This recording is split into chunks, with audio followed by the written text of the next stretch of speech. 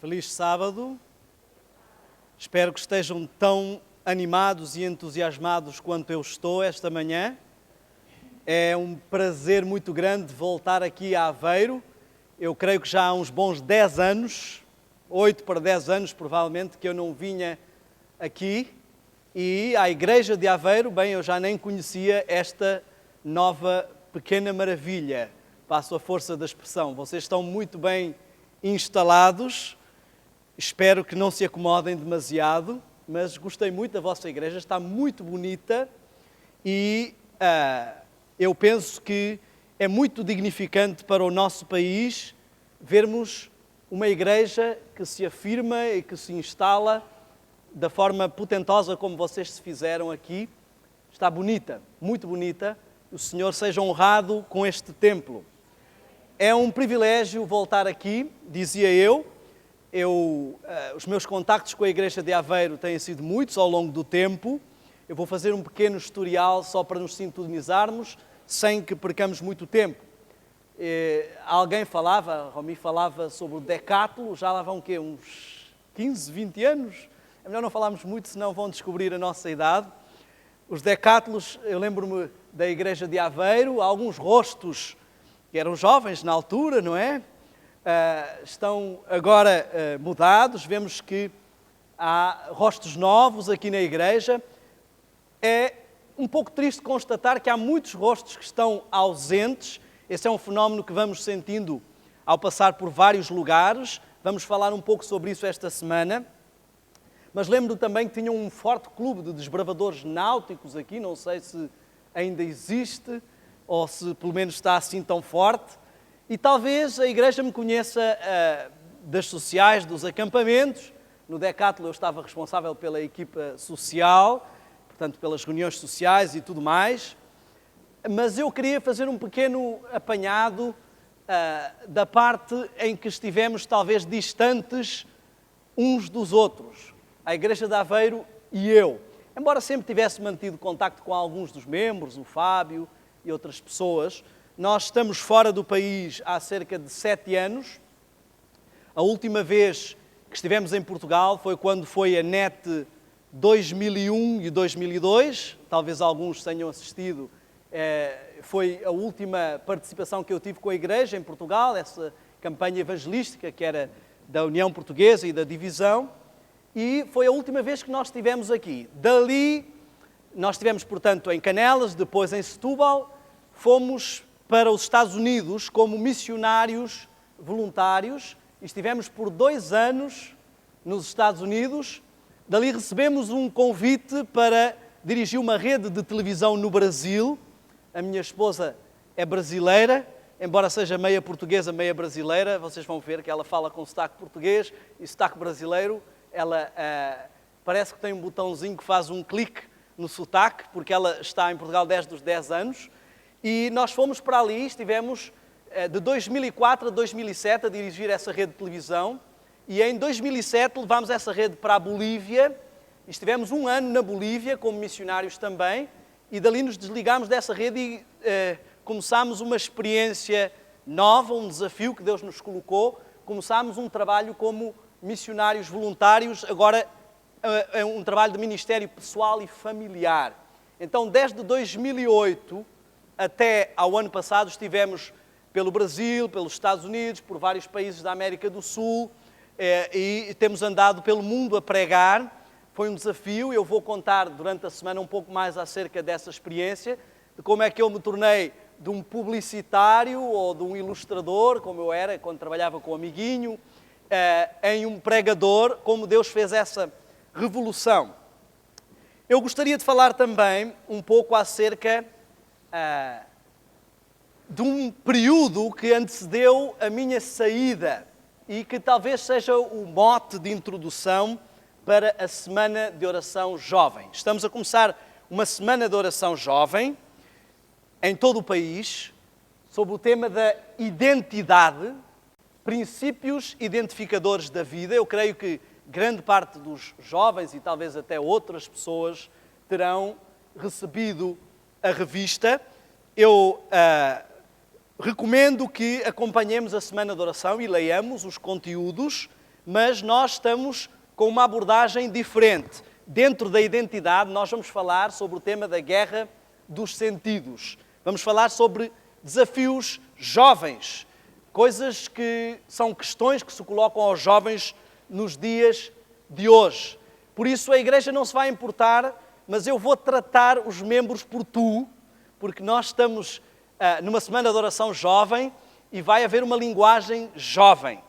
Eu penso que os mais de mais idade não se vão sentir desrespeitados, vão se sentir mais jovens esta semana, quando eu os tratar por tu. Será uma semana num formato um pouco diferente. Os jovens normalmente se metem em coisas radicais e nós vamos ter esta semana uma mensagem radical. Talvez seja um pouco forte para alguns menos jovens, mas é uma oportunidade de rejuvenescer. Uma das coisas mais radicais que vamos ter, vocês já começaram a ver que os jovens fazem as coisas de forma um pouco diferente.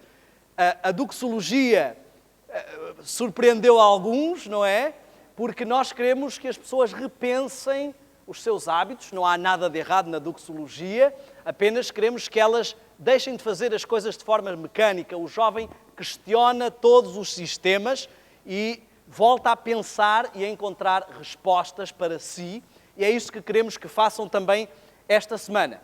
Uma das coisas que vai ser menos formal, além da doxologia, é o tempo. Estamos habituados a sermões comprimidos e vamos ter mensagens um pouco fora do formato, a começar por hoje. Hoje eu vou almoçar na igreja, então não estou com muita pressa. Aqueles que estiverem com pressa porque têm que ir para casa, convido-os a almoçar comigo, apesar de que eu também fui convidado, mas o que chega para um, chega para dois. Então, eu gostaria que nós nos despreocupássemos. Romina, não fico preocupada. Eu divido o meu almoço. Eu gostaria que nós nos despreocupássemos com o tempo esta manhã.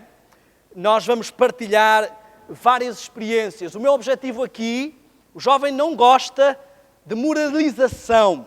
Na realidade, ninguém gosta de lições de moral. E eu queria que compreendêssemos logo à partida que o meu objetivo aqui, vamos falar de algumas coisas um pouco pesadas e duras, mas o meu objetivo aqui não é moralizar, mas testemunhar.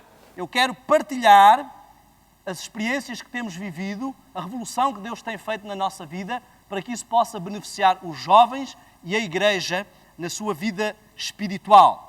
Queria apelar, eu sei que os jovens são um pouco irreverentes, eles aprenderam isso com os mais velhos, e eu queria apelar aos mais jovens e aos mais velhos que, apesar da dinâmica jovem desta semana, mantivéssemos elevada reverência.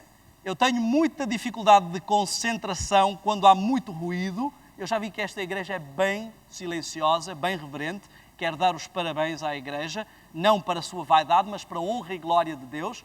E eu gostaria que se mantivesse esse espírito com dinâmica de participação, mas ao mesmo tempo reverência. Bom, dadas as recomendações, eu tentei ser bem rápido para não gastarmos muito tempo com isso, eu queria partilhar com os jovens e com a igreja um pouco de uma fase de interregno da minha vida, que talvez possa ser a realidade de muitos. Antes de eu ser convidado para apresentar a NET, eu, entre as reuniões sociais e a minha vida mais dinâmica das farras e esse período da NET, eu tive uma fase turbulenta da minha vida. Os nossos jovens muitas vezes passam por períodos difíceis dos quais os adultos nem sonham que eles estão a viver. E eu vivi por muito tempo uma vida dupla. De manhã eu estava na igreja e à noite eu ia para a discoteca e para as festas e para as farras. Nunca saí da igreja e sempre saía para a discoteca só com amigos e jovens da igreja. Às vezes os papás ficam tranquilos porque os seus jovens estão a fazer atividades com os jovens da igreja. Mas o que interessa é fazer atividades com Cristo, atividades de igreja, atividades sagradas ou consagradas que honrem o Senhor, não apenas fazer qualquer coisa com jovens de igreja. Eu tinha uma banda de rock, também só com jovens de igreja, éramos Babel, e é um nome bem próprio para uma banda de jovens de igreja. O nosso objetivo era tocar música rock que os jovens cristãos pudessem ouvir, que não tivessem palavrões, que não tivessem palavras obscenas ou coisas desagradáveis. E eu comecei a questionar muitas coisas como jovem. Questionava as pessoas que diziam que não se podia usar música com bateria, as pessoas que diziam que não se devia ir ao cinema, as pessoas que diziam que não se devia dançar. Eu usava o Salmo 150 para justificar porque é que eu ia à discoteca. Eu dizia, eu não vou fumar, não vou beber, vou para dançar e me divertir. Quando a igreja arranjar um lugar para eu dançar na igreja ou para dançar com os irmãos, eu deixo de ir à discoteca, porque eu não vejo nenhum problema em dançar. Eu acho que as pessoas têm a mentalidade fechada, quadrada, e por isso é que não vão. Bom, eu também era um pouco namorador, e tudo o que começasse por F, festa, farra e essas palavras, eu estava sempre dedicado. Até que eu encontrei a minha esposa. Na altura, ela me detestava. Creio que hoje já não é, Sara? Espero que não. Às vezes, depois de anos de casado, fica pior do que antes. Nós somos felizes, graças a Deus, e é mesmo graças a Deus. A primeira coisa, ela me detestava, primeiro, porque eu era um pouco namorador, segundo, porque ela achava que eu tinha a mania que era bom, mas não era mania, eu era mesmo bom. Brincadeirinha. Ela acabou por me fazer descobrir que eu não era tão bom assim. Tive que me esforçar muito para ser um pouco melhor no meu casamento e a graça de Deus ajudou. Só que ela foi a primeira pedra de tropeço para as minhas farras. Eu queria ir à discoteca e ela dizia que eu sabia perfeitamente que aquele não era lugar para um cristão e que ela não iria se eu quisesse que fosse sozinho. Ora, quem é que quer ir para a discoteca sozinho, deixando a namorada e chegar lá solteiro, com aquele monte de pecado por ali espalhado, não é? E depois, eu um dia convenci-a a ir a um bar, disse que era um bar, mas depois ela viu logo que aquilo era um bar muito ritmado. E então ela começou a pôr uma série de empecilhos e aquilo começou-me a levar a pensar. Antes eu tinha feito um voto com Deus de que não ia namorar com mais ninguém, nem envolver-me com mais ninguém até encontrar a pessoa certa. Então eu sabia que Deus tinha trazido este presente, porque eu tinha tomado um compromisso com Deus. E eu tive que tomar decisões. Havia coisas que eu gostava muito na minha vida, mas eu tive que optar. Ou eu quero esta mulher para minha esposa, ou eu quero continuar na vida que levo. E eu optei pela esposa. Acho que fiz bom negócio, não fiz? Hoje temos 3 filhos aqui, e a Rebeca, o Davi e o Joel, e a Sara tem sido um presente de Deus na minha vida. Logo a seguir a ter aceito esses compromissos e esses desafios com Deus, é que veio o desafio da NET, e foi assim que Deus começou a trabalhar na minha vida. E eu comecei a tomar decisões mais sólidas e comecei a ver que eu não era tão cristão como eu pensava que era. Às vezes pensamos que está tudo bem. Eu achava que não havia nada de mal, que eu só me divertia. Eu era bem ativo na igreja, sempre envolvido em todas as atividades, todos os acampamentos. Levava sempre o meu tamborzinho para os acampamentos. Aqueles que me conhecem de acampamentos sabem como é que eu era. Não preciso falar muito para não denegrir um pouco a minha imagem aqui. E foi preciso tomar, às vezes, decisões duras. Eu queria que nós começássemos esta manhã por refletir um pouco sobre a nossa condição. As coisas que temos estabelecidas como certas, que pensamos que são assim, que não há nada de mal. Às vezes mesmo a nossa condição espiritual, pensamos ser adventistas, no meu caso de berço, sempre ativos. Qual é o problema? Posso ter um probleminha aqui ou ali, mas eu sou um adventista, um escolhido de Deus, uma pessoa firme na igreja. Eu queria que começássemos por ler um texto que todos conhecemos subejamente, no livro de Mateus, no capítulo 24. Este é um dos meus capítulos preferidos da Bíblia e eu penso que é um dos capítulos mais importantes que podemos encontrar. É quase ditado diretamente por Cristo. Ao abrir a palavra de Deus e para a inspiração do Espírito Santo esta manhã, que eu não quero usar as minhas palavras, eu sei que o Senhor tem uma mensagem esta manhã não só para os jovens, eu queria convidá-los mais uma vez a curvar as cabeças para uma oração. Santo e poderoso Deus, estamos na Tua presença e eu sei que não há em mim mérito algum, por muito que possa haver dinâmica e vontade para falar. Sei que se não for o Teu poder, serão apenas palavras fúteis, palavras que podem até ser eloquentes, mas não serão de elevação espiritual. Por isso, esta manhã, ao abrir a Tua palavra, humildemente eu chego à Tua presença, Senhor, e peço que o Teu Santo Espírito opere em mim para falar e opere em cada um de nós para ouvir. Que, Senhor, este momento não possa ser apenas mais uma vinda tradicional à igreja, mas um dia em que o Teu Espírito fale à nossa mente e ao nosso coração. Um dia em que o Teu Espírito opere neste templo e que possamos sair para as nossas casas dinamizados, vivificados pelo Teu poder. Peço-te a presença dos Teus santos anjos neste lugar para a honra e glória do Teu nome e elevação espiritual e a presença do Teu Santo Espírito aqui, em nome de Jesus. Amém. Há aqui uma mensagem forte para aqueles que pensam ser a igreja escolhida de Deus. Não estou a dizer que a igreja não seja a escolhida, mas nem sempre os que estão na escolhida são os escolhidos.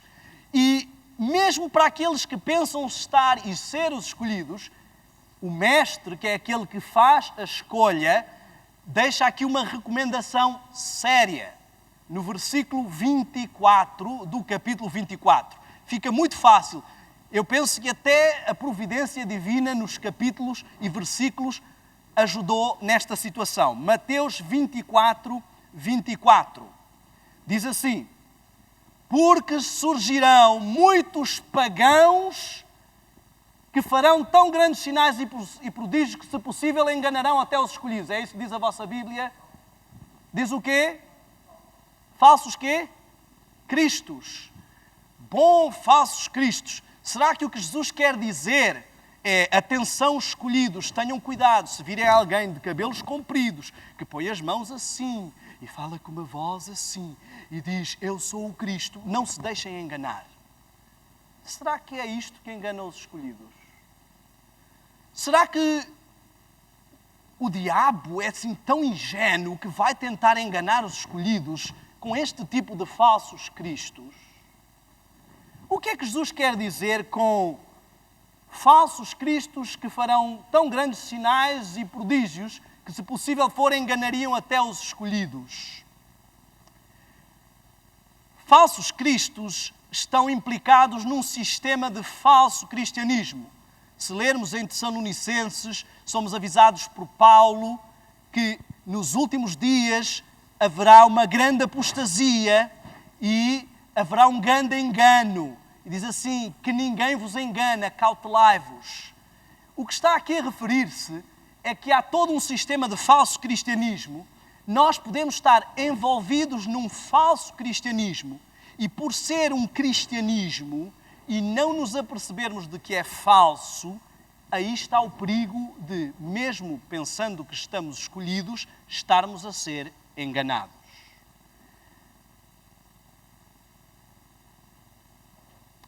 Quem quer aqui ser enganado? Posso ver as mãos? Quer ser enganado? Não. Eu pus na positiva. Se alguém aqui quer ser enganado. Quem quer aqui ser escolhido? Isto é básico e óbvio. E talvez, se eu perguntar aos ateus lá fora, também vão responder a mesma coisa. Quem é que aqui está a ser enganado? Se soubesse que está a ser enganado, já não estaria a ser enganado. Então, normalmente, quando estamos a ser enganados ou quando há algo no nosso cristianismo que não está correto, a tendência é não nos apercebermos disso. Isso era o que se passava comigo. Havia muita coisa errada no meu cristianismo. Por exemplo, o meu microfone estava errado, eu não me estava a perceber. Havia muita coisa errada no meu cristianismo e eu não me apercebia, eu achava que estava tudo bem.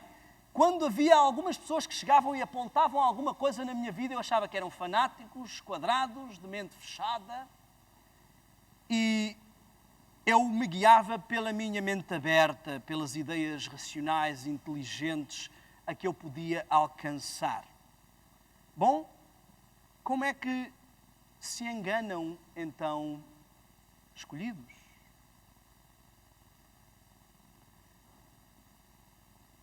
Escolhidos podem ser enganados com o paganismo, com o mundanismo. Se eu chegar a alguém e apresentar coisas que são do mundo, que não são da igreja, eu vou enganar mais facilmente essa pessoa com essas coisas, ou se eu lhe apresentar coisas aparentemente inofensivas ou religiosas, que não se apercebe onde está o erro. Muitas pessoas têm a tendência a dizer, não, virão falsos cristos, quando vier Satanás como anticristo, nós já sabemos que não é Cristo. Sabem porquê? Porquê é que vamos saber que é Satanás e que não é Cristo? Vai pisar na terra. E todos estão tranquilos. Não vamos ser enganados porque sabemos que ele vai pisar na terra. Este é o meu pé direito. Vamos dizer que este é o chão. E eu queria fazer uma experiência bem simples. Eu queria que vocês me dissessem quando é que o meu pé direito, apesar do sapato, está a tocar no chão ou não. Estou a tocar com o pé direito no chão? Sim ou não? E agora? Não? Sim ou não? Estão a ter dificuldade? E agora? Está a tocar ou não? Estão a dormir já? Não ouço respostas. Sim ou não? Obrigado. E agora? Isto é extraordinariamente difícil e perigosíssimo para enganar escolhidos. Vocês tiveram muita dificuldade em saber se eu estava com o pé no chão ou não, não é? Será que é isto um engano tão ingênuo que Satanás vai usar para enganar os escolhidos, se possível? Ele vai aparecer e eles vão dizer, eu acho que ele está com o pé no chão, então não é Cristo. Meus amigos, diz Jesus assim em Mateus 24, acautelai-vos que ninguém vos engane.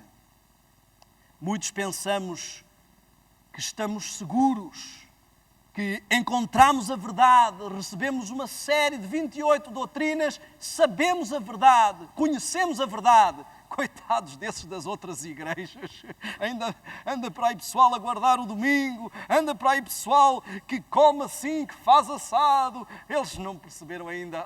Se eles soubessem, se eles pudessem pelo menos ser os escolhidos. Mas, meus amigos, o principal alvo do inimigo não são aqueles que estão lá fora e que não conhecem as 28 crenças. E a principal advertência de Cristo não é para os que estão lá fora e não conhecem as 28 crenças. É para os que estão cá dentro e pensam que conhecem e que não estão a ser enganados.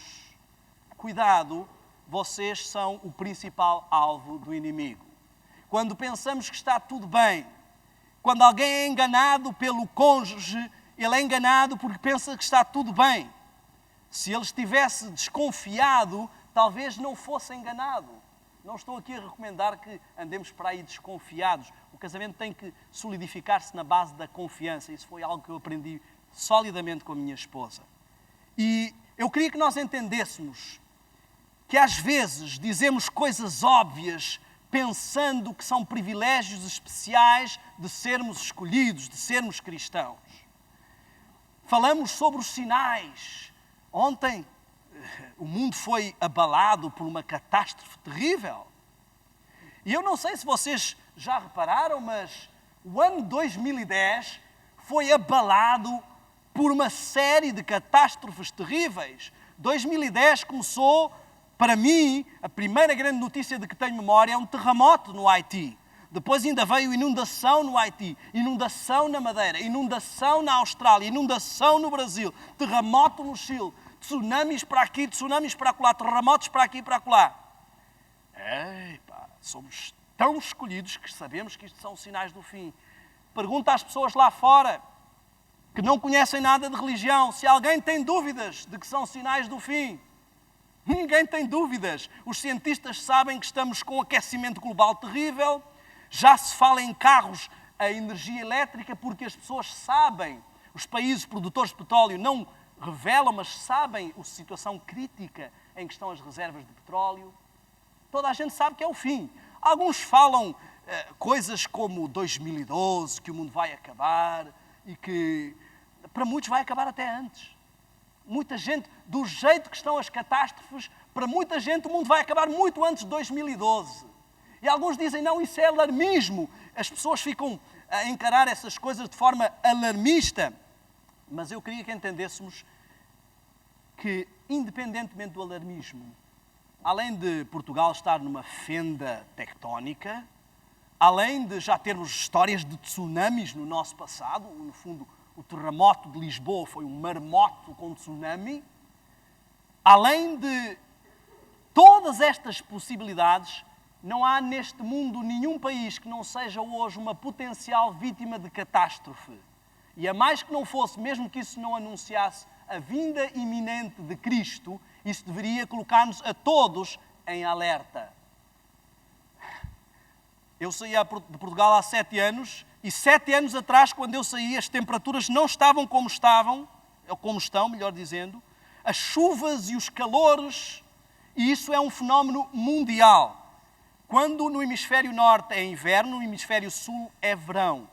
E, interessantemente, os climas, ao virmos do Brasil, nós tomamos essa noção dessa situação. Os climas são um pouco polarizados em oposto.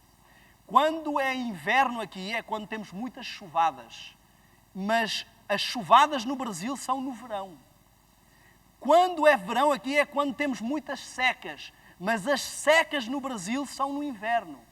Então, o que acontece com o nosso planeta é isto. Seca global, depois muda a estação, inundação global. Isto é o que está a acontecer. Cada vez mais polarizados, mais intensos e mais extremistas. Os calores, os frios e as temperaturas. Vamos ficar alarmados? Amigos, não é esse o meu objetivo esta manhã.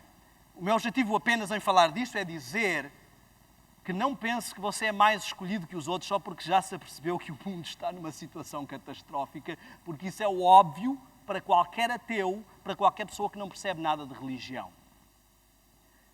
Como é que se enganam os escolhidos? Volto a perguntar. Bom, talvez fosse bom contextualizar um pouco a história e ver como é que os outros escolhidos foram enganados.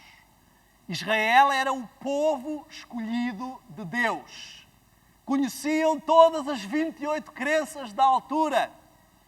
Tinham todas as profecias quanto à vinda do Messias. Eram potenciais firmes a não serem enganados. Como é que foram enganados? A gente olha para eles e pensa, o microfone está a brigar comigo, a gente olha para eles e pensa, como é que puderam ser tão ingênuos? Com tantos milagres que Deus fez, com tantas coisas que viram e mesmo assim se perderam. Bom, nós temos vários exemplos e se analisarmos rapidamente, vamos entender como é que eles foram enganados.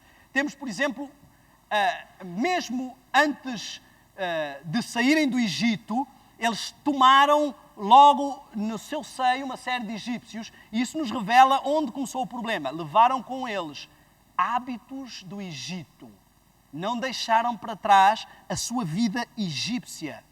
A travessia do Mar Vermelho, ela representa o batismo. A água se abre, nós passamos pelo fundo e deixamos para trás a nossa vida egípcia.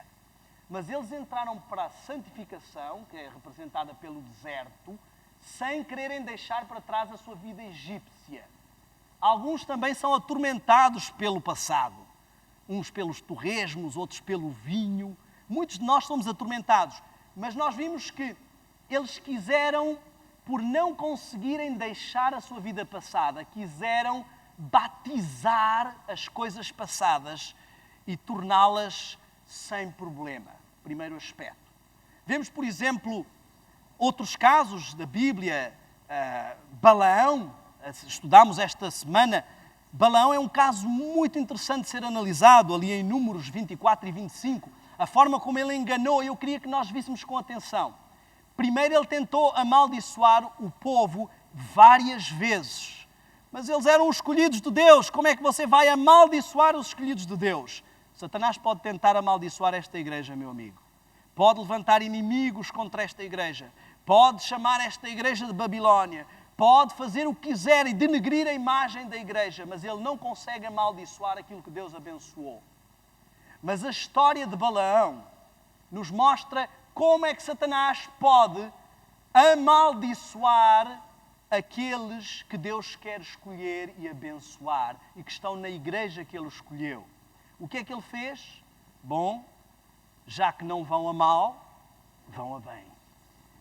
Eu vou arranjar uma festinha, umas coisinhas inocentes que não têm mal nenhum, porque eles estão muito atentos para o que é mau, estão muito atentos para as doutrinas erradas. Mas com uma festinha, convidei israelitas, olhem, a gente esqueceu esta ideia da maldição, venham aqui, temos comida e bebida a valer, vai ser uma maravilha. Olhem, as nossas mulheres são bonitas, nós nem estamos com preocupações, podem vir e estar aqui connosco, somos todos amigos. E eles baixaram a guarda, porque estavam entre amigos. Beberam mais do que deviam, comeram mais do que deviam, adoraram da forma que não deviam, envolveram-se em atividades que não deviam. E assim foram amaldiçoados e muitas vidas se perderam. Bom, será que isto foi só com Israel ou Satanás usou esta tática outras vezes? Nós vemos que Ló também achava que não havia problema nenhum em estar ali junto com os de Sodoma e Gomorra. Não, nós sabemos a verdade. Eu sou sobrinho de Abraão. Foi para ali, estamos ali, vamos ficar relativamente perto, mas não vamos contaminar-nos. Como é que alguém está com a sua família numa cidade onde as pessoas praticam sexo livre na rua e onde recebe umas visitas e querem ter relações homossexuais em plena praça pública e ainda acha que não é a altura de sair? Muitos de nós estamos em cidades, e eu não estou aqui a alertar ao fanatismo, vamos todos para o meio do mato, mas muitos de nós estamos rodeados por todas as péssimas influências que estão a deixar os nossos filhos com amigos que não devem e achamos que não é a altura de mudar de casa, que não é a altura de mudar de região. Não, nós conhecemos a verdade, não nos vamos deixar afetar. É assim que o diabo começa. Sansão, o fortão inimigo dos filisteus, foi facilmente filisteizado, sem se aperceber. Não porque Dalila se apresentasse como uma inimiga, porque aí ele estaria atento, mas porque ela se apresentou como algo doce e agradável. Jesus não foi traído pela aspereza, mas por um beijo suave de Judas. E é assim que o diabo está a atrair muitos escolhidos. Isto não é só a história de Israel, a história se repete. Satanás fez a mesma coisa no tempo de Constantino. Já que eu não estou a conseguir matar os cristãos, tive uma ideia melhor. Vou paganizar o cristianismo. Faz de conta que somos todos cristãos e vamos colocar umas coisinhas que não fazem mal nenhum. Afinal, um copinho à refeição, qual é o problema? Dizem até que o copo de vinho faz bem ao coração. Então eu não vou tornar-me um viciado. Afinal, uma roupinha é um pouco mais ousada. Eu não sou um alien. Eu também tenho que promover um pouco o meu produto, senão como é que eu vou casar? Afinal, uma noitadinha, uma farrazinha de faculdade, qual é o problema? Eu não vou para lá beber, eu não vou para lá fumar. E assim começam as pequenas condescendências. Já ouviram falar, com certeza, na história dos sapos cozidos lentamente. Se puser o sapo na água a ferver, ele pula logo para fora. Mas se puser na água fria e acender o lume bem brando e deixar o lume queimar, a água vai aquecer e o sapo não salta, porque é gradual. Satanás não nos empurra para a apostasia. Ele nos ajuda a deslizar suave e tranquilamente para essa apostasia. E muitos estão à espera de ver um momento brusco, mas não se apercebem que já estão longe. Se repararem, olhando para o relógio que está a conspirar contra mim neste momento, vemos muito claramente que o ponteiro dos segundos está a avançar. Mas podemos ficar até atentamente a olhar para ele e não nos apercebemos que o ponteiro das horas avança. Mas quando demos por ela, as horas estarão bem longe. É isso que acontece com a vida espiritual de muitos. Nós vemos que muitos talvez estejamos com o nosso cristianismo como Judas. Judas estava tão envolvido com os discípulos de Cristo que pensou que também era um discípulo. Talvez alguns de nós estão tão envolvidos com a igreja que também pensam que são os escolhidos, que também pensam que são cristãos, comparam-se com os vizinhos que levam uma vida, sinceramente, bem diferente da minha. Não guardam o sábado, comem carne de porco, olha alguns o que é que fazem ao sábado à noite, as farras em que vão, bebem grandes bebedeiras. Nós não fazemos nada disso, somos os escolhidos. Mas não são as raposonas que dão cabo da vinha, mas as raposinhas. São aqueles pequenos detalhes onde Satanás vai usar. As virgens, elas adormeceram por demorar-se muito tempo. E a igreja de Laodiceia não é um problema de ser uma igreja fria. É isso que a Bíblia diz lá. É uma igreja muito fria, por isso vou vomitar. Qual é o problema dela? Morna. Ela não se apercebe que nem é uma coisa nem outra.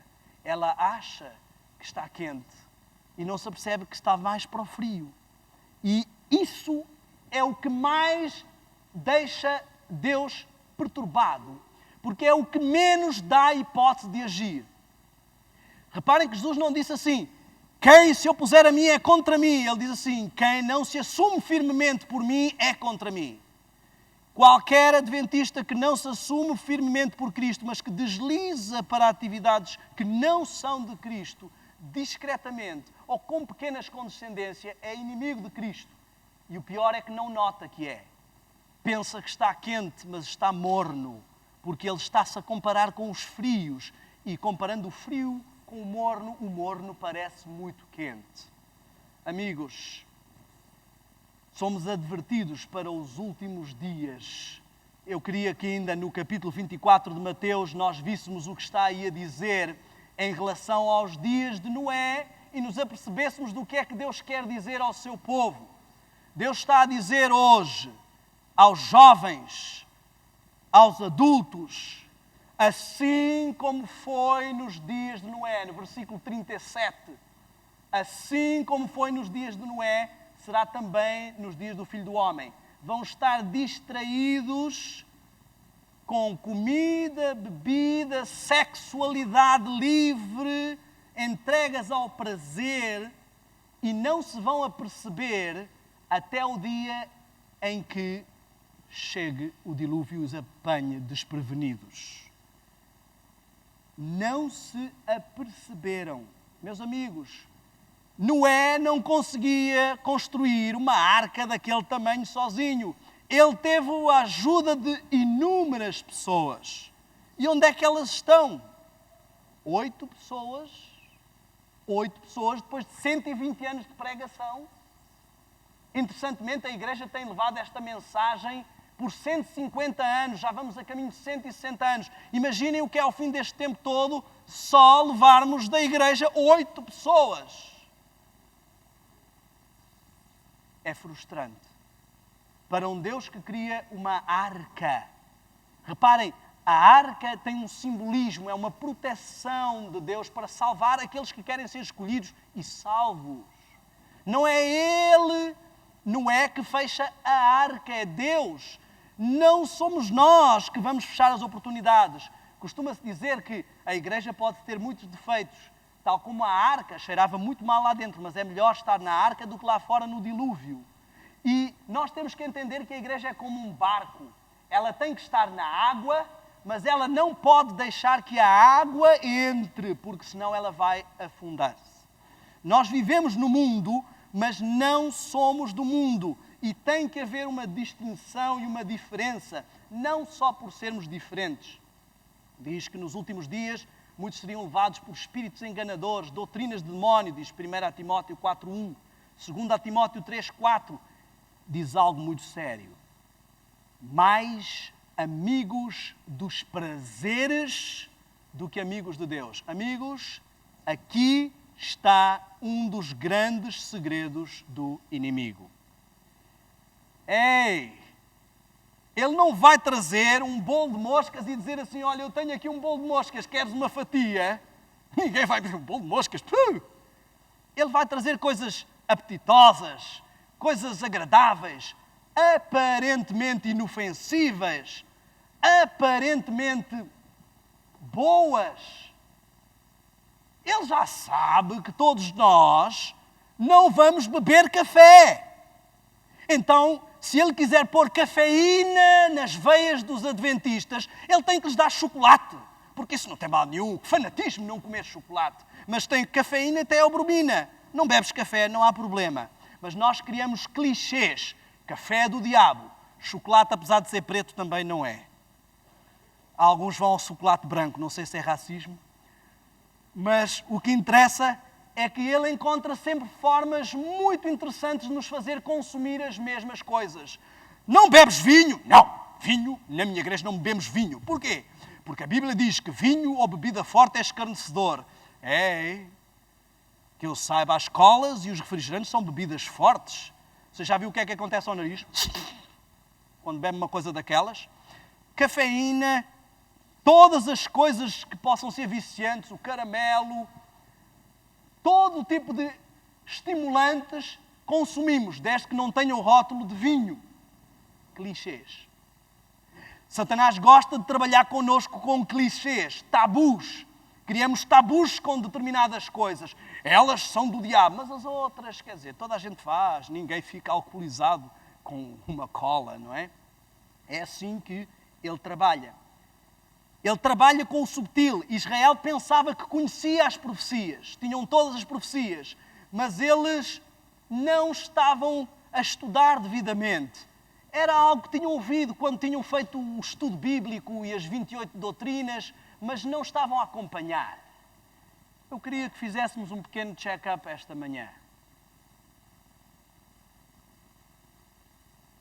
Como é que estamos? Comparativamente aos outros escolhidos, reparem, Deus deixou o exemplo de Israel para nós não cairmos no mesmo erro. E será ridículo, diz que cair uma vez, à primeira todos caem, à segunda só cai quem quer, à terceira só cai quem é bobo. Alguns de nós caímos tantas vezes na mesma coisa. E Deus está-nos a mostrar aqui, repare, eles conheciam as profecias do Messias, chegou o Messias, disse, eu sou o Cristo enviado por Deus. Esse indivíduo não tem nem dinheiro, não tem nem onde cair morto, não tem nenhum status. Quem é este indivíduo? Ele nem estudou nas nossas escolas, como é que ele chega e diz que... Olhem, porque eles não estavam a ler as profecias. Misturaram as profecias da segunda vinda, que Jesus virá como um rei, com as profecias da primeira, que vinha como alguém não tinha onde reclinar a cabeça. Um homem de dores. E nós? E eu? E tu? Se eu te perguntar acerca dos sinais, que sinais já se cumpriram e que sinais faltam cumprir, consegues traçar um quadro profético? Consegues saber em que momento profético estamos? Consegues saber qual é o próximo evento profético que vai acontecer ao povo de Deus? Se eu te perguntar acerca de chuva seródia, o que antecede a chuva seródia e o que procede à chuva seródia, acerca de decreto dominical, isso é coisa de fanáticos, acerca do tempo de angústia, porta da graça, angústia prévia, pós-angústia, derramamento de pragas, 144 mil. Eu viria um grande ponto de interrogação na cabeça de muitos. A realidade é que somos tão ridículos como alguém que pensa que vai fazer a carta de condução.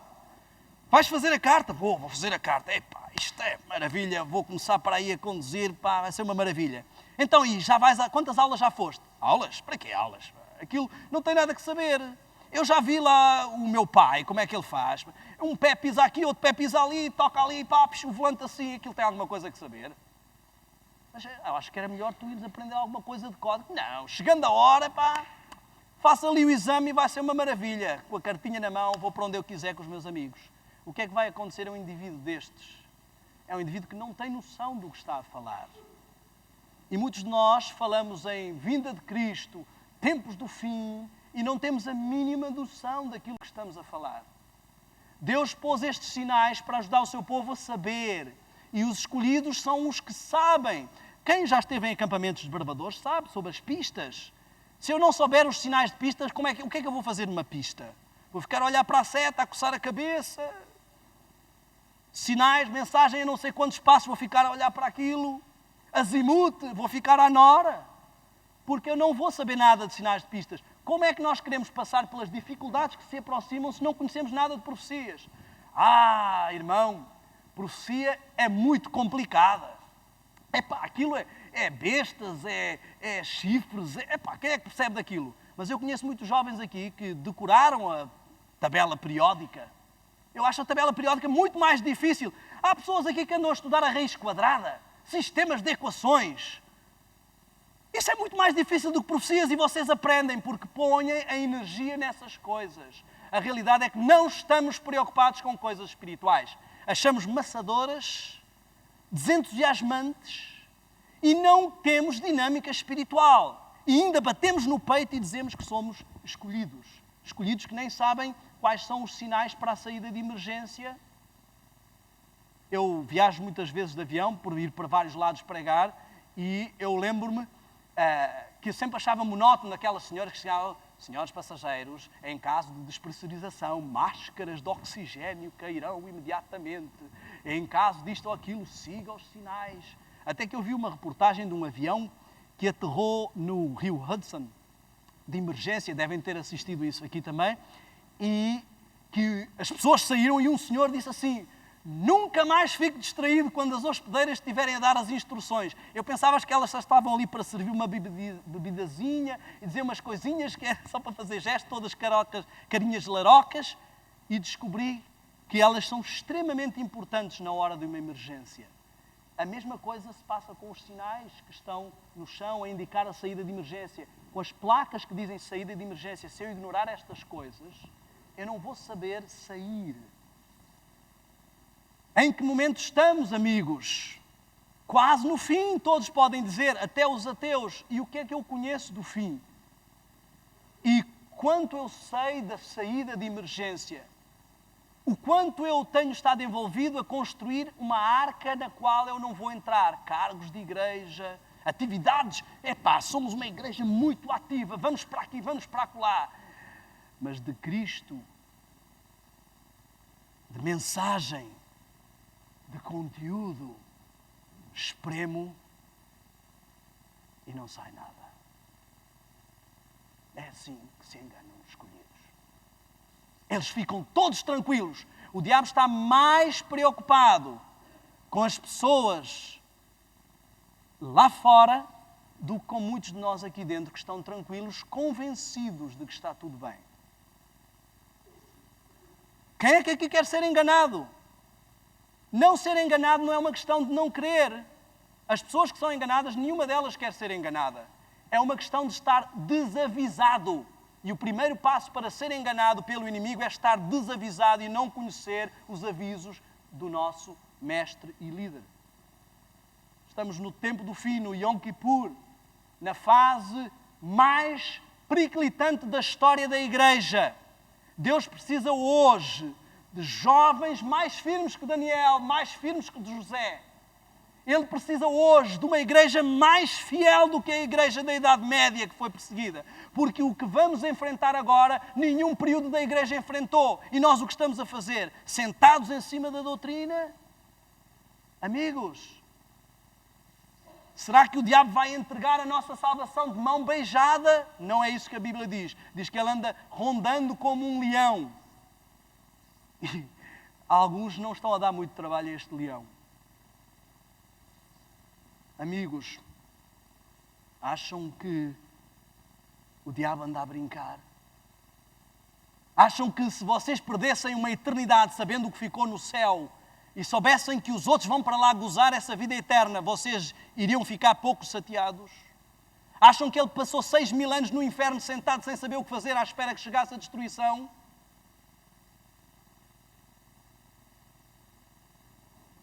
Temos um inimigo. E alguns vão para o campo de batalha como se estivessem na praia. Alguns estão em meio da missão e da batalha, no meio da igreja, como se estivessem de férias. Quem vai passear-se para o campo de batalha, o mínimo que pode acontecer é levar uma bala no meio da cabeça. E a alguns é isso que lhe vai acontecer espiritualmente, se não ficarem espertos, se não abrirem os olhos. Eu não quero que me interpretem mal. Eu estou a querer dizer-vos, porque sei que muitos podem estar na mesma situação que eu estava, pensando que está tudo bem. Somos uma pessoa totalmente envolvida com a igreja. A nossa vida está bem. Como é que ele engana os escolhidos? adaptabilidade. Vamos nos adaptando a novas situações e vamos adaptando novas situações. Em vez de sermos transformados à imagem de Cristo, vamos transformando o cristianismo à nossa medida. Bem, há aí uns hinos muito quadrados, a gente vai dar um jeitinho aqui às músicas. Bem, há umas roupas que são do tempo de Ellen White, não há mal nenhum, um pouquinho mais um pouco mais de ousadia. Bem, há aí alguns jovens que são muito quadrados. Somos subtilmente transformados. Ele nos deixa ficar em rotinas, hábitos, tradições, que pensamos que estamos a cumprir tudo. Não, Deus está tranquilo comigo. Eu vou ao sábado, todos os sábados estou na igreja. Sim? E como é que é a reunião de quarta-feira? Pessoas que não são capazes de sair de casa para vir à reunião de quarta-feira vão ser capazes, nas perseguições, dar a vida por Cristo. Isto cabe na cabeça de alguém? Como é que Paulo morre perdendo a cabeça? Alguém aqui dos jovens é capaz de perder a cabeça pelo Evangelho? Não é capaz nem de perder uma festa? Não é capaz nem de perder uma roupa? Não é capaz nem de perder uma farra? Não é capaz nem de perder uma relação de amor? E é capaz de perder a cabeça e perder a vida pelo Evangelho? Amigo, abra os olhos. É assim que se enganam os escolhidos. Adaptabilidade, subtileza. A subtileza é o lubrificante, a graxa do inimigo para introduzir a apostasia. Porque se ele puser de uma vez todo, epá, isto aqui é do diabo. Mas quando ele põe devagar, ninguém nota.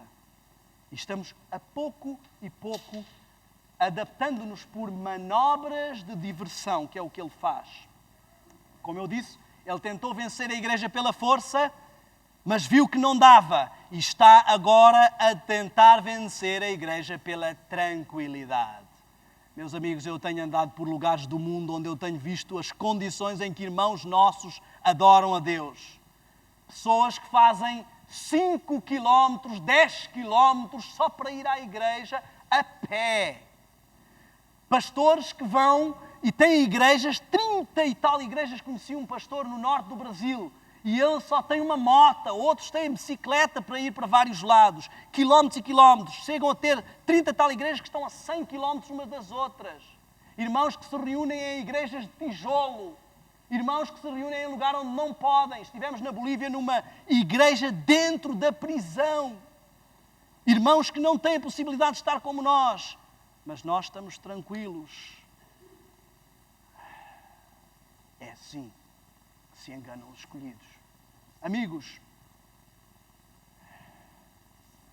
Paulo disse em Gálatas 4,16: por acaso tornei-me teu inimigo por dizer-te a verdade? Eu não quero esta manhã criar inimigos aqui. Mas uma coisa eu não quero levar quando for à presença do Senhor.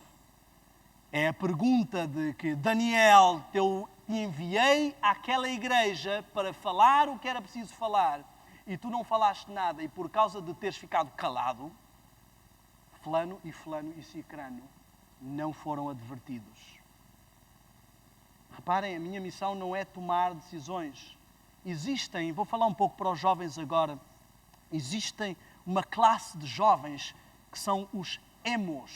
Já ouviram falar dos emos? Conhecem emos? Os emos andam com um cabelinho assim, um jeito e tal, uma forma um pouco... Não vou descrever. Emos, hoje em dia tornou-se uma espécie de estilo. Ela é gótica. Gótica significa que é muito pálida, parece que já morreu, mas ainda não foi enterrada. E que o cabelo é muito escuro, a pele é muito clara. É isso que é a perspectiva que os adultos têm do jovem. Nós conhecemos, fizemos uma entrevista quando estávamos com a televisão no Brasil, fizemos uma entrevista com umas jovens da favela que elas ouviam Evanescence. E elas diziam, eu identifico-me com Evanescence, porque quando eu estou deprimido eu vou lá e ouço aquela música, I'm going under. Quer dizer, eu estou a ir para baixo. E ela percebe. Outros ouvem Gabriel, o Pensador, porque ele percebe o meu problema. Ouvem os rappers e ele percebe o meu problema. E essas jovens praticavam automutilação. porque elas viviam em depressão. Eu costumava fazer exercício ao som de Marilyn Manson e achava que não havia nenhum problema. Mas os emos, eu queria que entendêssemos o fenómeno do emo, porque existem muitos emos espiritual. Emo é uma expressão que deriva de emotionally disturbed ou unadapted. E as pessoas são pessoas que não se enquadravam na sociedade, não se sentiam enquadradas nas conjunturas, nos padrões, sentiam-se marginalizadas, inadaptadas, mas depois começaram a perceber que havia outras pessoas como elas e começaram a criar uma espécie de grupo, uma espécie de clã, uma espécie de filosofia de vida. Então, tornaram-se tão numerosos que hoje os que não estão adaptados são quase mais ou mais proeminentes do que os que estão adaptados. Muitos de nós estamos a fazer a mesma coisa com o cristianismo. O pecado é uma anomalia, uma inadaptabilidade ao universo sem pecado. E nós estamos a transformar isso num estilo. A apostasia é um problema sério, mas nós descobrimos que há outros na igreja que também têm apostasia. Formámos um clã e agora parece que isso é que é o normal, que os outros são fanáticos, que isto é que é a forma, que isto é que tem estilo, que o que tem estilo é levar uma vida dupla, que o que tem estilo é fazer algumas coisas, não ser tão fechado, é adaptar-se ao mundo. Eu queria perguntar uma coisa esta manhã muito seriamente, principalmente aos jovens, mas a todos. Que diferença existe entre mim e o mundo? Eu queria que isto não fosse uma pergunta retórica, eu não estou a perguntar isto apenas porque está na folha do meu sermão. Este é um momento para tu pensares que diferença existe entre ti e o mundo. E eu queria que fosses bem inteligente. Vais encontrar diferenças. O diabo não é tão absurdo a ponto de nos fazer ser tão iguais ao mundo que não vejamos diferenças, porque senão iríamos descobrir. Ele não está preocupado em fazer-nos iguais ao mundo. Ele está preocupado em fazer-nos semelhantes o suficiente para estarmos corrompidos e diferentes o suficiente para pensarmos que não somos iguais. Será que estás demasiado semelhante ao mundo e isso afeta a tua espiritualidade? Mas demasiado ou suficientemente diferente para pensares que não és igual? Que diferença existe entre ti e o mundo? Estás preocupado com as coisas materiais? O mundo também.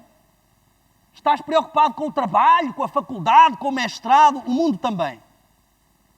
Estás preocupado em correr atrás de dinheiro, porque se a gente não trabalhar, quem é que paga as contas? O mundo também.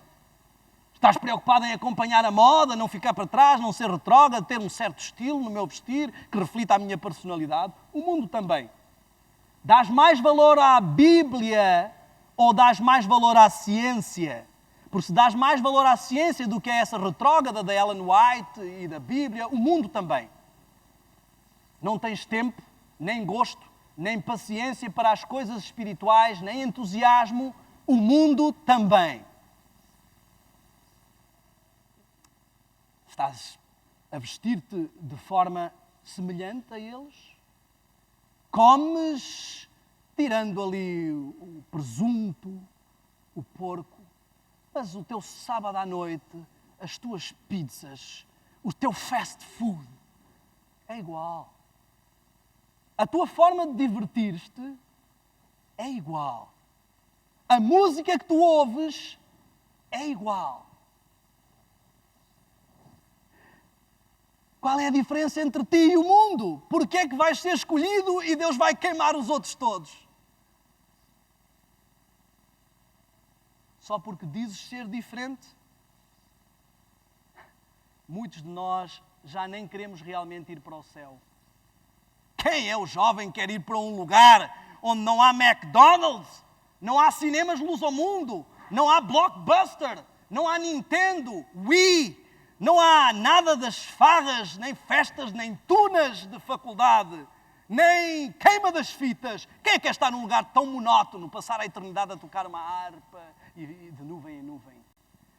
A maior parte de nós já nem quer ir para o céu. E isto não são só jovens. Muitos de nós não queremos mais ir para o céu. É uma coisa que queremos, mas depois de curtir tudo aqui, Senhor, eu quero que tu venhas, vem depressa, mas não antes de eu casar. Eu não quero morrer sem experimentar o sexo. E no céu não vai haver. Mas pensa bem. Se Deus tirou o sexo e continua a chamar aquilo de paraíso, imagina o que Ele não pôs no lugar disso. Temos que parar para pensar. Sabem, Einstein disse assim: loucura é continuar a fazer exatamente a mesma coisa e esperar resultados diferentes.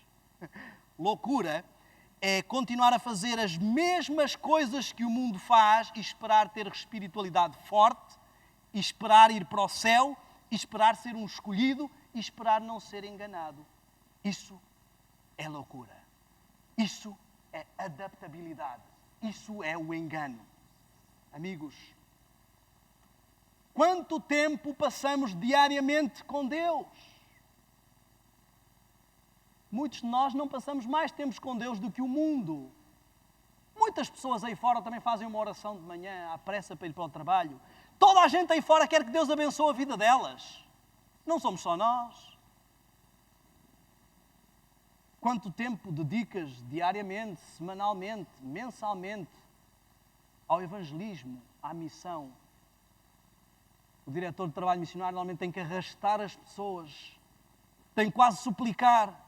Eu conheço lugares nos Estados Unidos onde o pastor dá dinheiro para trazerem gente. Ele dá dinheiro para trazerem gente. Eu digo-vos uma coisa com toda a sinceridade. Se fôssemos escolhidos, a primeira coisa que faríamos era dizer a toda a gente. Quando eu comecei a namorar com a Sara, eu não conseguia ficar calado. E qualquer pessoa aqui, quando começou a namorar, não conseguia ficar calado. Se gosta mesmo de alguém, não consegue ficar calado. Tem que dizer a toda a gente. Se nós temos que ser arrastados para falar do Evangelho, é porque o Evangelho não significa nada na nossa vida. Ah, não, mas eu não ponho as outras coisas em primeiro lugar. Ponho sempre Cristo. São os primeiros 2 segundos do meu dia. Porque o resto eu tenho tempo para mim, para fazer o que eu quiser. Que lugar ocupa Cristo na tua vida? Sê honesto. Eu não estou a pedir que levantes a mão. Responde para ti mesmo. Mas não adianta continuares a enganar a Deus, porque só estás a enganar a ti mesmo. Às vezes pensamos que estamos a agarrar um pouco das duas vidas, mas não é possível. Jesus foi claro, não é possível servir a 2 senhores. E nunca saberemos o prazer de servir a Deus se não pularmos. É como pular de paraquedas.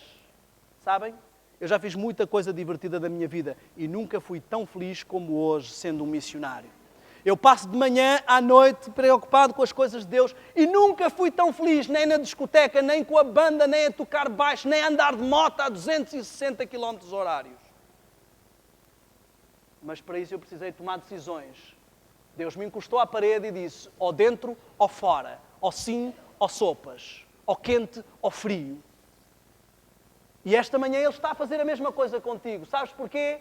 Porque tu nunca vais saber a felicidade de um casamento se quiseres continuar a levar vida de solteiro enquanto casado. Alguns pensam que é assim que são felizes.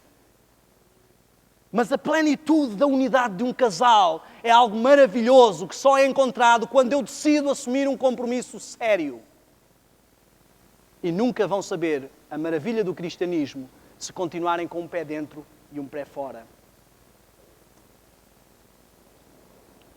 Alguns talvez estejam a dizer, irmão Daniel, eu queria, mas eu não consigo. É tanta coisa boa lá fora. Eu vivo, olha, eu estudo junto com pessoas que são tentações todos os dias. O irmão não sabe a dificuldade que é eu conseguir, pelo menos, manter-me, pelo menos, tão bonzinho como eu consigo. Eu queria mesmo ser um cristão às direitas.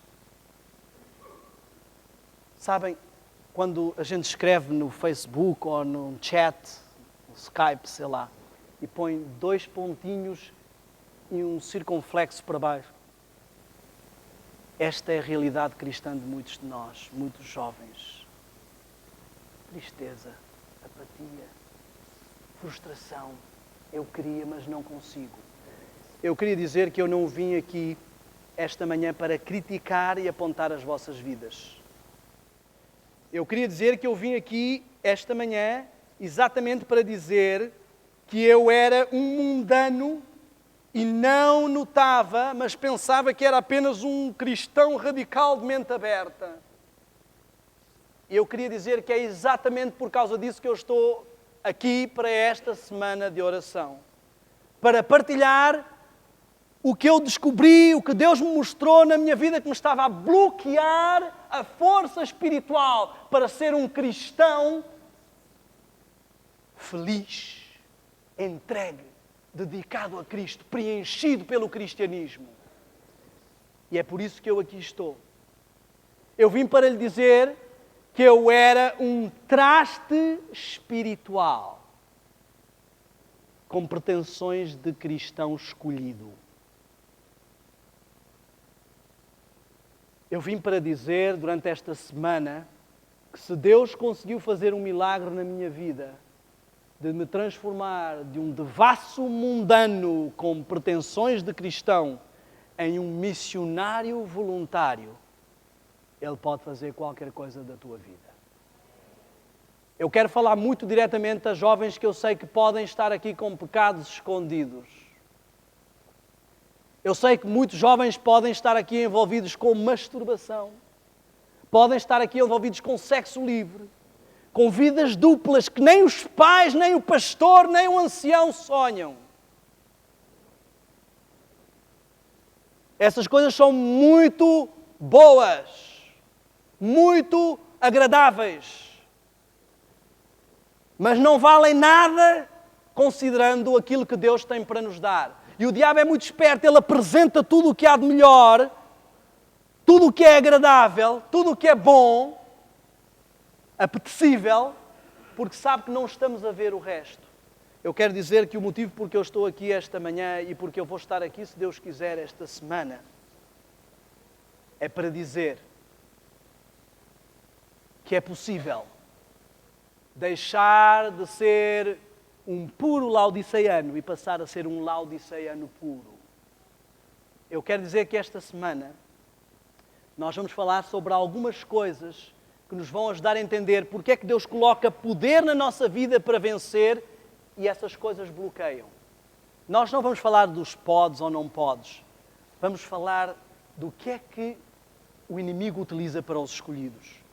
Eu quero dizer que se tu estás desanimado, sem forças, se sentes que tens uma vida dupla, se sentes que não és um cristão à direitas, se queres desesperadamente um milagre na tua vida, se estás cansado de ouvir as mesmas coisas e não conseguir sair da cepa torta, como se costuma dizer, esta semana de oração é para ti.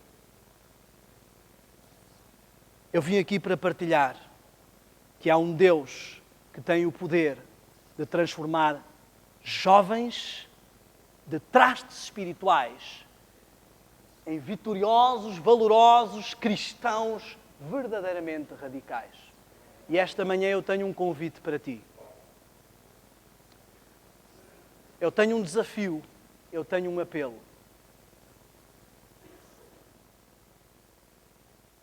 O meu apelo é um pouco contrário a muitos apelos que são feitos aqui, mas eu quero dizer-te esta manhã, se tu preferes essa vida miserável que o diabo te quer oferecer de prazeres momentâneos e fúteis, toma a decisão agora. Se achas que o que a vida tem para te oferecer é o sexo livre, se achas que o que a vida tem para te oferecer é o prazer de uma bebida, o prazer de uma discoteca, toma uma decisão. Mas se acreditas que há um Deus que tem poder para fazer as pessoas sentirem-se felizes mesmo sem os apelos do pecado, o meu convite é para ti.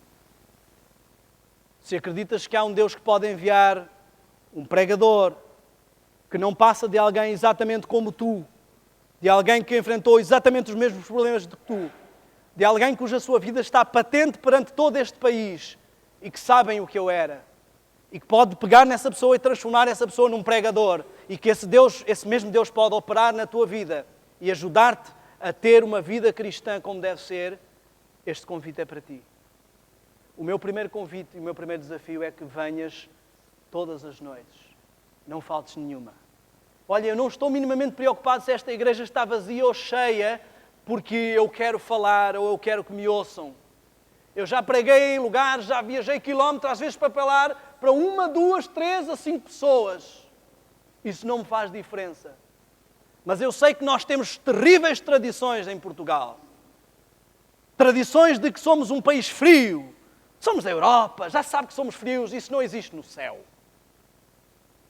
No céu existem cristãos ativos, entusiasmados pelo cristianismo. E Deus estende esta semana um convite. Se queres ver uma mudança, tens que fazer alguma pujança. Fazes esforços para ir a tantos lugares. Esta semana Deus te pede um esforço para vir aqui. E eu tenho um desafio para todos. Ainda mais difícil do que vir aqui. Esta semana nós vamos falar sobre os mídia, sobre a indústria cinematográfica, sobre a indústria da música, sobre a indústria da alimentação, sobre as coisas que nós gostamos. E eu quero dizer claramente que eu não vou falar de coisas de que não gosto. Eu estudava cinema e TV, estava a dirigir uma rede de televisão, tinha uma banda de rock. Eu vou falar exatamente das coisas que eu gosto, das coisas que me dominavam. E nós vamos ver várias coisas. Então eu quero fazer um desafio sério. Eu quero convidar-te esta semana a fazer um jejum, a semana toda. Mas não um jejum de comida. Um jejum de lixo. Como é que tu queres continuar a comer lixo e ter como resultado uma vida espiritual boa?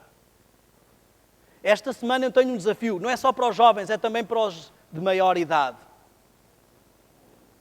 Eu não estou aqui a dizer que a televisão é do diabo, o cinema é do diabo, os filmes são do diabo, o hambúrguer é do diabo. Não estou a dizer nada disso. Um jejum, ficamos às vezes sem comer comida. Não quer dizer que estamos a dizer que a comida é do diabo. Nós vamos falar sobre isto esta semana, mas eu quero desafiar-te esta semana a fazeres o seguinte. Não consumires televisão. Sei que alguns já estão em pânico. Isto inclui o DVD e o vídeo. Quero-te desafiar esta semana a não consumir carne. Este homem é radical. Ai, a B12! Coitado do povo de Israel, morreu todo sem B12, 40 anos no deserto sem comer carne. Na realidade, eles comeram carne e tiveram B12 em excesso, foi o que os fez morrer. Quero desafiar-te esta semana. Eu não quero pôr tabus. Tudo aquilo que tu sabes que é um lixo na tua vida. Eu não estou a pedir que passe o resto da vida sem estas coisas. É só uma semana. Alguns estão a dizer assim, é uma semana. Isto deveria dizer-nos o quão dominados estamos por uma série de coisas que não vai haver no céu. Se não consegues passar uma semana sem estas coisas, como é que esperas passar uma eternidade no céu sem elas? Ah, mas eu vou ser transformado. Ah, sim? Que Deus cruel vai transformar a ti e os outros que estão lá no mundo, porque é que Ele não faz plim, plim, plim, transforma toda a gente, vamos todos para o céu, que maravilha. Deus não quer arrastar pessoas para o céu, transformá-las automaticamente. Para o diabo dizer assim, pois, obrigado, assim também eu. Eu queria ver se eles tivessem que escolher as coisas que tu ofereces, se eles iam para o céu. Eles foram todos arrastados. Ninguém quis largar o McDonald's, ninguém quis largar o fast food, ninguém quis largar o cinema, ninguém quis largar o sexo. Ficaram todos à espera da transformação imediata. Deus quer testemunhar a este universo que seres livres escolhem servir o Senhor e obedecê-lo. Que seres livres decidem ir para o céu e abandonar prazeres por algo melhor. E esta semana eu faço esse desafio. Uma semana de jejum sem lixo. Eu quero selar este compromisso. Terminando, eu sei que a hora vai avançada. Quero terminar por deixá-los com esperança. Quero dizer-vos que Eu era viciado em YouTube. Ouvia YouTube de manhã à noite. E que no dia em que o Senhor me mostrou que eu não devia mais ouvir YouTube, eu chorei desesperadamente e disse: Senhor, se fosse Red Hot Chili Peppers, Limp Bizkit, Eminem, mas YouTube. Senhor, por favor, pede outra coisa, menos isto. E o que Deus me disse foi: se há alguma coisa que não és capaz de deixar por amor a mim, tu tens um ídolo. E o triste é que muitos dos que pensam que são escolhidos têm uma série de ídolos que não admitem que são ídolos, mas que estão à frente do Senhor, que lhe dão mais prazer do que as coisas espirituais e que estão a sugar as energias das coisas espirituais. Mas o que eu quero dizer esta manhã é que eu entreguei o meu ídolo ao Senhor e disse: Senhor, tu sabes que eu não sou capaz, mas eu quero assumir um compromisso, eu quero tomar uma decisão. E assumi um compromisso com Deus. E o Senhor tirou o YouTube da minha vida. Não ouço YouTube há 6 anos e sobrevivi. E qualquer coisa, qualquer gigante que esteja na tua vida a atrapalhar, Deus também pode libertar-te. Falámos esta semana sobre vícios. E o Senhor quer te libertar. Eu quero fazer uma oração esta manhã. Quero convidar-vos a ajoelharem-se perante o Senhor. Eu quero pedir uma bênção especial de Deus para aqueles que vão assumir este compromisso esta semana. Aqueles que puderem ajoelhar-se, eu gostaria de fazer esse convite.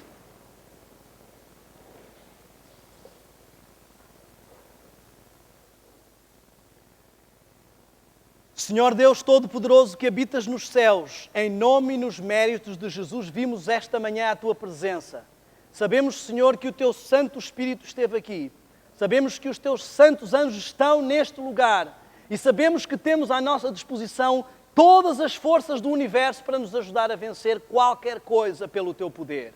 Senhor, sabemos que se quisermos, se assumirmos compromissos no Teu poder, podemos vencer o que quer que seja. Por isso vimos esta manhã, porque queremos exercer fé em Ti. Fé para acreditar que Tu podes libertar. Fé para acreditar que qualquer jovem envolvido no que quer que seja pode tornar-se um servo fiel de Cristo pelo Teu poder. Senhor, esta manhã eu quero pedir poder para aqueles que vão assumir compromissos. Poder para ultrapassar, poder para assumir decisões. E que, nesta manhã, cada um deles coloque no altar, entregue a Ti o seu problema. Aqueles que estão com problema com sexo, aqueles que estão a fumar às escondidas, aqueles que estão a beber e ninguém sabe, que parem de se preocupar com o mundo, que parem de se preocupar com o pastor e com o ancião e que se preocupem com a sua vida eterna e que decidam, nesta manhã, entender que o Espírito Santo lhes fala à mente e ao coração e acreditar que Deus pode tirar isso da vida deles e fazê-los felizes e ponham esse vício no altar. Aqueles que pensam que levam vidas cristãs às direitas, mas que não se apercebem de que não são cristãos ativos, que ponham a sua indolência laodiceana no altar. E, Senhor, recebe e liberta-nos destas coisas. Te pedimos em nome de Jesus. Amém.